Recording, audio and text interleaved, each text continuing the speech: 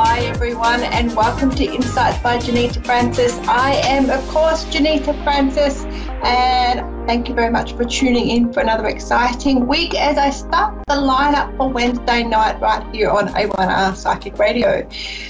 It has been an absolutely chaotic week on so many different levels. Australia is essentially a giant island, and we have been through the ringer with bushfires, flooding, and now coronavirus as well. And it is affecting, I think the last numbers I saw were 280,000 people heading towards our unemployment benefits, which is what you call Centrelink here. So it is, I mean, obviously we don't have the population that some other countries do around the world, but that is a huge, it's just huge here for us. It's just unprecedented, and like it is right around the globe. So it's really, I don't know if it's comforting or whether it's not so comforting that we're all in this on the planet together. You know, it's no one is exempt from it, unfortunately. So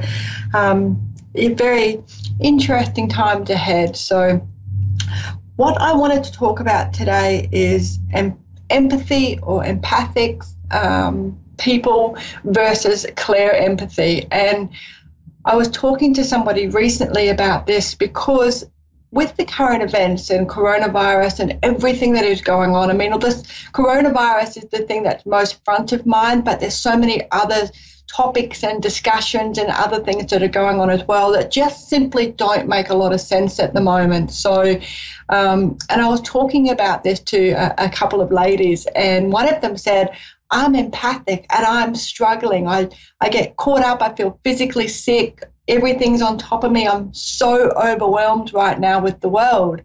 And she said, you know, I feel terrible that I'm empathic, you know. And I said, well, empathy is actually a curse. It's not a gift. And of course, she looked at me very strangely. And the reason why, and I have had some interesting discussions with people over my lifetime regarding the difference between empathy and clear empathy. And it sounds like it's the same, but it's to be empathic can sometimes be very overwhelming. It heightens our anxiety. Going to do simple things like to the shops, especially at times like right now, going out into crowds, going to a new work site, going to a new place, driving through a new suburb or a new area or location, moving to a whole new location, you know, and picking up on all of those other environmental factors and all those other emotions that are not even yours, and then hanging on to them.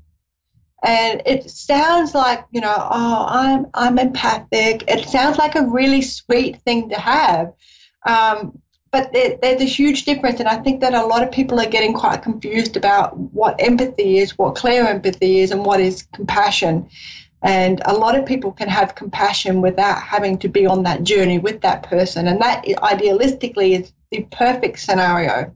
And that's where clear empathy comes in, because you're able to understand that person. You're able to understand the emotions of the environment, the frequency shifts, the vibrational shifts that everybody is going through, especially times like now.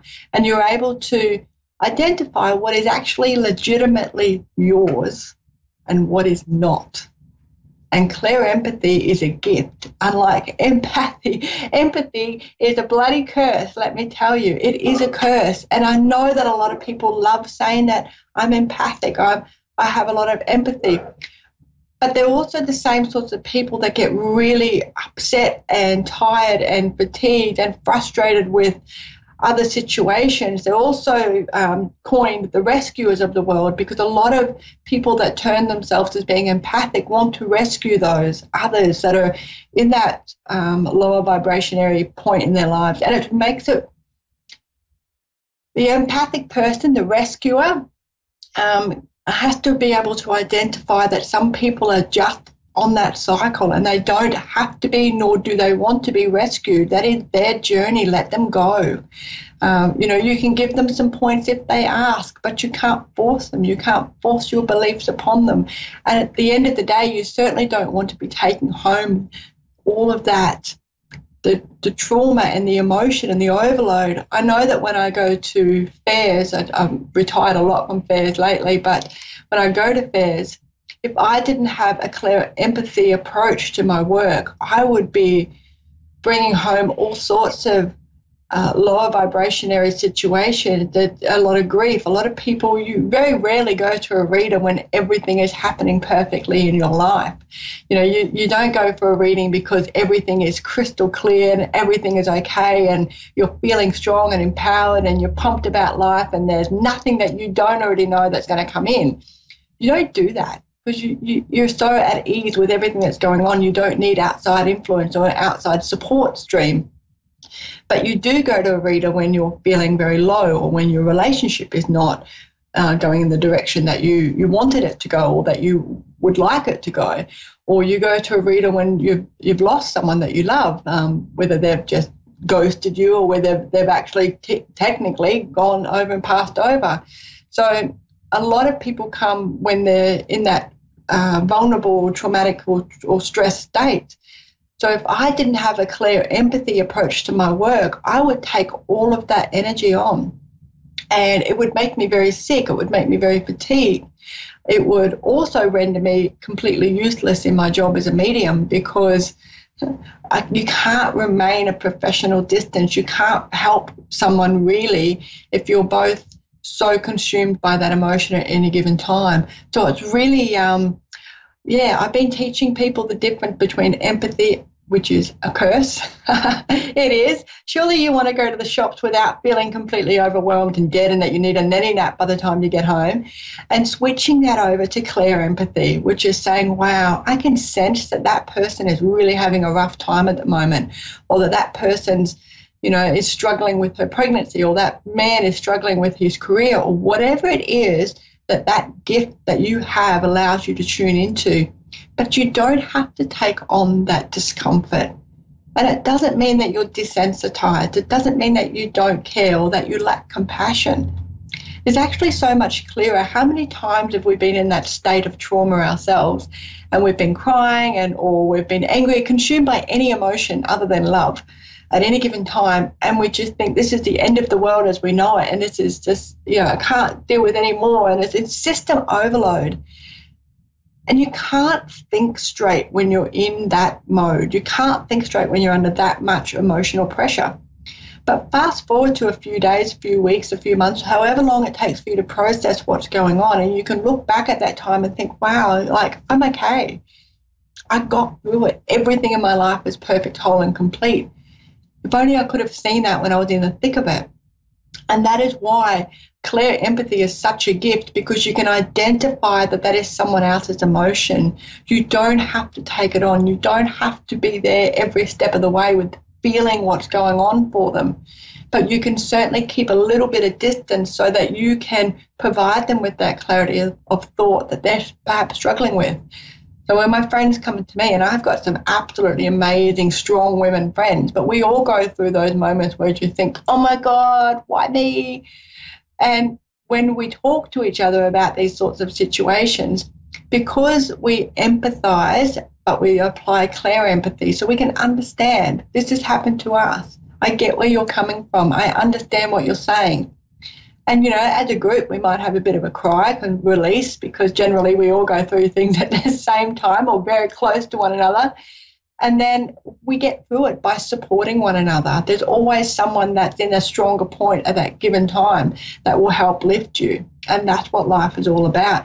And clear empathy gives you a natural ability to be able to lift that person and not sit down on the side of the road and cry with them, or not make them feel better, and then you feel like shit for the rest of the day or the rest of the week, and, or you mull over. And I know that in my younger days, look at me, old duck, in my younger days, I would get really, really upset about any style of animal cruelty. I just cannot get my head around. I don't understand how anybody could hurt anything that is so vulnerable, and all animals do is love. They don't, they're so family orientated. They just, they're just completely aside from humans. Okay, they're just in a whole other way of doing things, and I just can't understand, or could not understand, how cruelty could come about.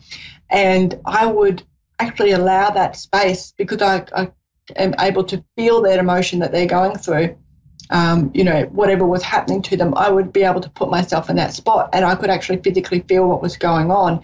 And I had to learn how to turn that off, because a lot of people think that by raising awareness to cruelty, by posting a lot of cruelty pictures and videos and things like that, I'm going to raise awareness, not realizing that people like me that, will struggle with that and have nightmares for weeks on end over what they've just accidentally seen 2.5 seconds of. So I needed to come up with a different way of being able to say, okay, it's not mine, I don't watch it. If I keep my circle very, very tight on Facebook, but there was a couple of years ago, there were some videos floating around, and I said to a friend of mine, look, I totally understand where you're coming from with trying to raise awareness, but I cannot have these sorts of things on my page, and I have an obligation to other people that feel how I feel as well, to protect them in that process. She decided that she was going to do it anyway, so we parted ways. And there's no hard feelings around that, because my boundaries have to be very strong to be able to protect myself. I've since learned I still don't watch anything like that. If I see anything that comes up, graphic content, I just get rid of it. I hide it. I don't need to see it. I'm not curious. I'm perfectly okay with not going any further with that video or that picture. But the clear empathy comes in by being able to recognize that that's someone else's emotion, it's not mine. And I know that cruelty in particular of humans or animals really, gets me going. It really gets me in a state. So I have a boundary around not watching that and not taking that on. And I can support awareness in other ways. I don't need to support it by sharing videos. So a little bit of insight on how the difference between empathic and clear empathy works. So clear empathy is really about being able to recognize that it's somebody else's, and that's okay for them to feel that, but I don't need to buy into it. I don't need to get too involved in it. So, that's probably the easiest way to just to de-escalate a lot of situations as well. So especially with coronavirus at the moment, and everybody's in, most people are in a state of fear. I read something very funny yesterday, and it was about the conspiracy theorists is really calm, and they're like, yeah, you know what? We knew this. We warned you. We told you this was coming. And then everybody else in the world that, thought that the conspiracy theorists were all nuts, then they're in a bit of a panic, and they're having panic buying moments and all that sort of stuff. And a lot of fear is being driven by that. And the trouble with fear is it's a catchy disease. Quite often people, it's designed to be able to infect people really, really quickly, the fear. So, and it does that. And the more we buy into the fear around it, the more we just believe it on face value and don't actually do some research ourselves, the more in a panic we will get. And the more in a panic we get, the lower our vibration becomes. And when our vibration is very low, we're susceptible to actually catching diseases and dis-ease in our bodies. So disease is a dis-ease of our bodies. And so that's what happens. And the more the media amps up the fear around coronavirus, the more we allow ourselves to buy into the fear around coronavirus, the lower our immunity is going to become, and we actually heighten the risk. An example of this, if you need physical terms, is everyone's shitting their pants. So they're running down to the supermarket. Now in Australia, we've been told that social distancing is the way to go. I can assure you that as soon as you get out of your private car at the shopping centre, social distancing is a completely foreign language. It's every man for himself, and you will have 5 or 6 people standing on top of you at any given point. So if we're going to spread the germ, it's going to be through fear buying, through panic buying, by not listening to, the social distancing idea. And it actually does work, because I socially distance myself from people that are draining of my energy. I find that some of the people that I've been speaking to over the years, they would distance themselves from psychic vampires or psyche vampires, or people that have sucked their aura, sucked their energy out of them. So in a sense, the spiritual world, we have already been doing a little bit of social distancing for quite some time. I don't think any of us have ever trialled it with a virus as such, but the principle of application is actually still there. So so we need to be mindful, and it's the fear of missing out, that FOMO, that we're going to miss out on toilet paper, we're going to miss out on pasta, we're going to miss out on this. And that is why people forget all about social distancing. They forget all about the fact that we have to do these sorts of things very short term, and it is very short term, to be able to almost paralyze a long-term issue. And it's really about understanding. Like, we had a very hot day here in Sydney a couple of weeks back, and last Friday, and it was like 37, 39 degrees or something ridiculous. So everybody that was home from work because of the shutdown and the lockdowns and the industry changes and coronavirus decided it would be a fabulous idea to go to one of our famous beaches, Bondi. So most people around the world know Bondi. It's not the world's biggest beach, okay? So when 50,000 people get there in one damn go, we're going to spread germs. So social distancing ran out the window that day. Nobody listened to that. Nobody paid attention to the fact that you've now potentially exposed yourself and your family and your loved ones to everybody else's germs. And I know that sounds selfish, but if everyone had that same mindset, then everybody would actually be mindful of the fact that if they protect their own family, they would automatically be protecting everybody else's.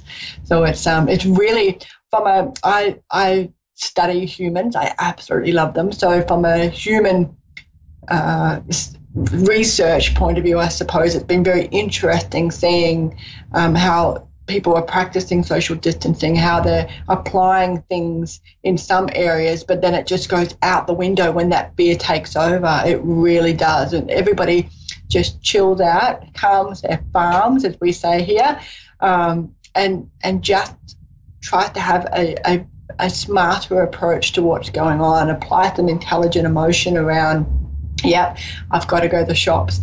Organise yourself a shopping list so you don't panic when you get in there. It can be quite overwhelming. Even now, there's been a lot of fights at supermarkets, which just blows my mind. I mean, we've never ran out of food before. There's obviously plenty for everybody if we all just do our normal shop. So, and they've said 1,000 times, there's systems in places for us to just relax and know that, there's plenty for everybody. Just do our normal shop. There doesn't need to be anything extravagant about it. But as soon as you get to that lineup at Centrelink, our unemployment benefits support group here, social distancing goes out the window. There was 88,000 people that went to Centrelink buildings across Australia on day one of the shutdown. So that's just a phenomenal amount of people that are not practicing social distancing, that are not practicing general hygiene. They're literally standing the only benefit was they're standing in the hot sun in most states. And coronavirus, we know, doesn't like those hot, sticky moments. So, but we've essentially got all those people lining up, and it's the fear of not being able to pay their bills. It's the fear of not being able to feed their families or pay their mortgages and pay their rent. And I'm not saying that is not a real fear, but when we're consumed by fear, we cannot think straight. And when we cannot think straight, we're actually, adding to the problem, not taking away from it. And it's just, it's really hard to get that balance between understanding what is safe and hygienic and the right way of doing things, and being able to understand that we also, we're caught up in that missing out. We might miss out. There might not be enough. I know that the poverty mindset is something that a lot of people struggle with. They're especially in Australia, where, like in my generation, most of our parents were tradies. You don't work, you don't get paid. And, so a lot of people lived paycheck to paycheck, a lot of our parents lived paycheck to paycheck. And, you can't do that anymore because everything's so damn expensive. You can't have one parent working, the other one staying at home and raising kids. So you've got all those extra expenses. So it's certainly a different world now than what it ever was before. But, just this whole poverty mindset and fear of missing out is really making people act in very crazy ways. And my biggest concern, and I've actually done a download this morning from Spirit around it, which will be up on my YouTube shortly, and what was going on is all the fear, exactly what I explained before, is the fear is lowering the immunity, and, that absolute terror. And the virus itself is real, it absolutely is real. It's not make-believe. It's not something we're seeing on TV. It's not actors or anything like that. But the trouble is when we're in fear and we're making silly decisions and we're not practicing some really very simple, very, there's nothing extravagant about what we're being asked to do, we run the risk of spreading that further and having more casualties and more diagnosis, and the longevity of the virus will hang around for longer. So, my chat this morning was all about, being able to lower that fear so we can heighten our immune system. And if you get, have to go on 2 weeks leave, or you get shut down for a few weeks, see how that redirection is. I did some astroscope readings based on channeled information for different sun signs this morning. And the common theme that was coming up was, this is an opportunity for you to redirect those things that you've been thinking about. This is an opportunity for you to try. Everybody's in the same boat. If you've always worked retail and you bloody hate it and you'd love to try doing something else, going, instead of working in a clothes shop, you'd love to go and do waitressing, or you've been a waitress and you'd love to go and do airline hostessing, anything at all. This is the time for you to have a look around and see what it is that you want to do, see if everything in your life is how you want it to be, and take this opportunity to see it as the purge that it is. And it really is one gigantic purge that's going on, and changing the direction of your life, seeing if, I know that for me it's come up a few times, what exactly do I want to do? Coronavirus has affected me in lots of different ways because I have 2 jobs, and my other job, is not in a very good place at all, like a lot of other businesses and industries. And it's scary. It's really, really scary because we've got mortgages and we've got, different things that we need to look after. So everybody's in this together. So I'm thinking, is this what I want to do? And the other side of this, is this, am I truly 100% happy? Am I absolutely, completely bummed that I may not have to go into work for a couple of weeks? Or am I kind of excited by that idea? And it is a mindset. It's an opportunity for you to really think about exactly what direction you want to go in, and then go for it. And, there's a lot of online study stuff that's still available, social distancing, you're at home, you're in lockdown, you may as well learn a new skill. There's lots of different open to study. It's a free online course. You might be able to brush up your skills and a few other things that have tickled your fancy that you've been too scared to try in the past, but now it's a golden opportunity for you to try now. So, we're in a scary time for most people. We can't buy into the fear. We need to keep calm. We need to keep our emotions in a higher frequency. Therefore, we can keep our immune system operating where it needs to be. We can, look at Venice, what's happening in Venice. The canals are replenishing themselves. I mean, that's just crazy. We've got birdies here that are, coming down and doing all sorts of things. I've seen more lizards in the last couple of days, and we're not even on total shutdown yet, than I've seen in the last 6 months. So it's lots of things are changing. Everything's changing. And it's an opportunity for you to have a look at your own life and see whether you want to change anything there as well. So it's really, really cool. It's really cool. So it's scary, but it's cool. I've just pulled a couple of blessing cards because I just got told to. And one of the blessings is to heal your relationship. So take an opportunity now. If you and your husband or you and your wife are often separated, and you've got big jobs, or you're away from one another, or your family unit is away from one another and it's fractured, take this opportunity where we're forced to reflect, to have a look at your relationships and see if there's anything that you want to heal there, see if there's any communications that you want to have a look at and perhaps hone, or get things off your chest and work through those. And there's a resolution coming. I actually picked up this card this morning for somebody else as well, and there are resolutions coming. There is, well, as corny as it sounds, there is a light at the end of the tunnel for this, and it really is about our mindset and how we apply ourselves during these times. And, nobody ever works out what we're actually made of until shit hits the fan, and that's like, okay, I got through that. I got through that relationship. I got through this trauma. I got through coronavirus.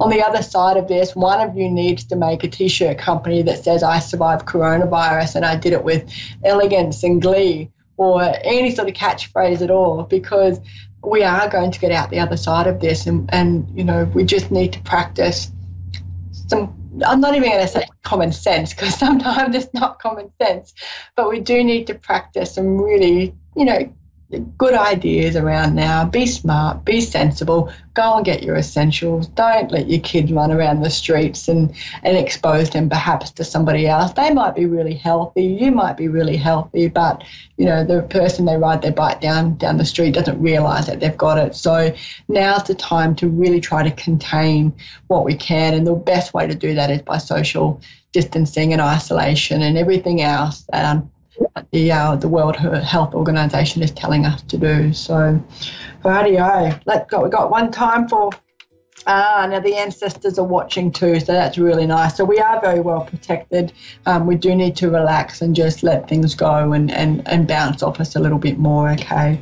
So that's me for this week. My name is Johnita Francis. Johnita is spelled Johita. I do have a YouTube channel. I'm on Facebook, Instagram, and Twitter, and you will catch me there. I have lots of videos being uploaded to YouTube all the time.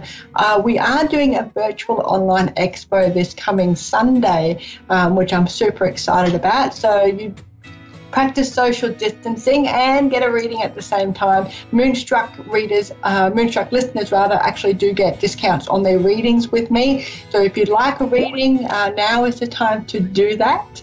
That will be on Sunday. If you're interested in more details, do reach out to me on my website, www.insightsbyjohnita.com. And Johnita, once again, Johita, and I can give you all the links to join up for that. It's free registration for the expo and discounts on Moonstruck listener readings. So that's it for me this week, guys. Thank you very much. Enjoy your week. Look after each other. Love to you all, and I'll see you next Wednesday. Bye for now.